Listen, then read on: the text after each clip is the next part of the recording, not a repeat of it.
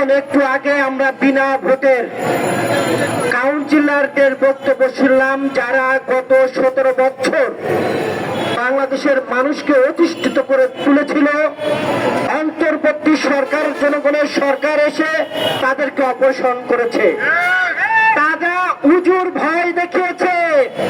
এখানে যারা মানববন্ধনে ছিলেন গত 17 বছরের ছবি আমাদের কাছে আছে, ভিডিও আমাদের কাছে আছে। কে কি রোল পালন করেছেন আমরা জানি। অথব কথাবার্তা যা বলবেন মেপে ঝেপে বলবেন। অন্তর্বর্তী সরকারকে যারা বিতর্কিত করার চেষ্টা করবে তারা আওয়ামী লীগের প্রেতাত্মা, তারা ভারতের প্রেতাত্মা। তাদেরকে বাংলাদেশে কোথাও জায়গা দেওয়া যাবে না। যত এনিয়ে বিনিয়ে কথা বলেন, আমরা আমাদের কাছে ভিডিও আছে, আমাদের কাছে ছবি আছে। অন্তর্বর্তী সরকারকে কেউ ব্যর্থ করার চেষ্টা করবেন না।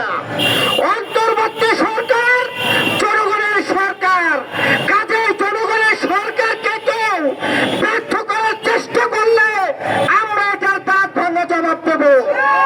রাষ্ট্র সংস্কারে কেউ যদি বাধা দেয় তাতেও আমরা দাঁত ভাঙা জবাব দেব। আজকে যদি এই সরকার ব্যর্থ হয় তাহলে লাভবান হবে আওয়ামী লীগ। এই সরকার যদি ব্যর্থ হয় লাভবান হবে ভারত। আমরা ভারতের আগ্রাসন এবং ভারতের প্রেতাত্মাদের বাংলাদেশের কোথাও ঠাঁই দিতে চাই না। আমরা দেখেছি যার ফলে আপনারা 17 বছর আমাদের রাস্তায় নামতে দেননি, তিনি কিন্তু পালিয়ে ভারতে যেয়ে ইনিয়ে বিনিয়ে বাংলাদেশের বিরুদ্ধে ষড়যন্ত্র করছে। আমরা বলতে চাই, বুকে যদি সৎ সাহস থাকে তাহলে বাংলাদেশে আসুন, বাংলাদেশে আসুন। তাহলে দেখা যাবে আপনার বুকে কত জোর। 17 বছরে যেই নির্যাতন, আমি যেখানে দাঁড়িয়ে কথা বলছি এখানে আমাদের চৌধুরী আলম ছিল, তার লাশের সন্ধানও আজও পর্যন্ত আমরা পাইনি। আমরা হাজারো মায়ের বুক খালি করেছেন আপনারা।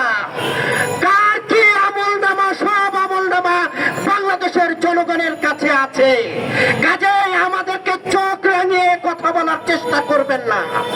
আমরা একাধিকবার কারাগারে গিয়েছি, একাধিক মামলার আসামি হয়েছি। বাংলাদেশের গণতন্ত্রের জন্য, ভোটের অধিকারের জন্য জীবন দিতে আমরা প্রস্তুত। কাজেই আমাদেরকে চোখ রাঙিয়ে কথা বলার চেষ্টা করবেন না। আমরা তাদেরকে হুঁশিয়ার করতে চাই, যতই আইনি ভয় দেখান না কেন কাজ হবে না। বাংলাদেশের মানুষই আইন। আপনারা এতদিন সংবিধানের কথা বলে বাংলাদেশের মানুষকে বোকা বানিয়ে ক্ষমতায় থেকে মানুষকে খুন করেছেন। এখন আবার আপনারা বিভিন্ন নামে বেনামে দাবি দেওয়া নিয়ে রাস্তায় এসে বাংলাদেশে অরাজকতা করার চেষ্টা করবেন, আর বাংলাদেশের মানুষ আঙুল চুষে খাবে, সেটা হতে পারে না। কথাবার্তা পরিষ্কার। বাংলাদেশে কোন আওয়ামী এবং ভারতের প্রেতাত্মারা যেখানে যে পাবেন জনগণ রুখে দেবেন, তাদের বাংলাদেশে ঠাঁই নেই। কার কত সম্পদ গত 17 বছরে সেটাও বাংলাদেশের মানুষ জানতে চায়। অতএব কথাবার্তা পরিষ্কার।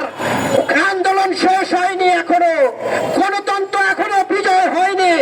এই আওয়ামী লীগের প্রেতাত্মারা নানান জায়গায় ষড়যন্ত্র করে বাংলাদেশে বিশৃঙ্খলা করার চেষ্টা করছে। আমরা প্রতিরোধ করে তুলব। সকলকে ধন্যবাদ জানিয়ে আমি আমার কথা শেষ করছি। দেখা হবে রাজপথে, কথা হবে স্লোগানে। হয় লাশ না ইতিহাস।